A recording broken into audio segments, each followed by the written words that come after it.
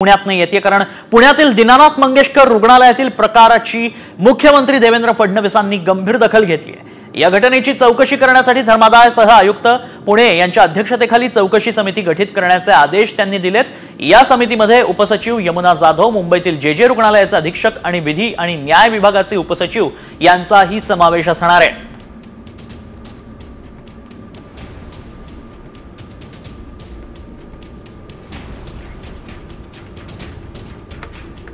धर्मादाय रुग्णालयांनी आपली भूमिका योग्य प्रकारे निभावली पाहिजे अशा प्रकारची आपली सर्वांचीच अपेक्षा आहे आणि म्हणूनच या संदर्भात मी एक हाय लेवल कमिटी तयार केलेली आहे, जी या घटनेचा तर त्या ठिकाणी तपास करेलच, पण त्यासोबत अशा घटना होऊ नये म्हणून धर्मादाय रुग्णालयांवर कशा प्रकारे आपल्याला नियंत्रण करता येईल आणि विशेषतः मेडिकल एथिक्स हा एक महत्त्वाचा विषय आहे की अशा प्रकरणी पैशाची चिंता न करता त्यांना ॲडमिट करून घेणं हे गरजेचं होतं।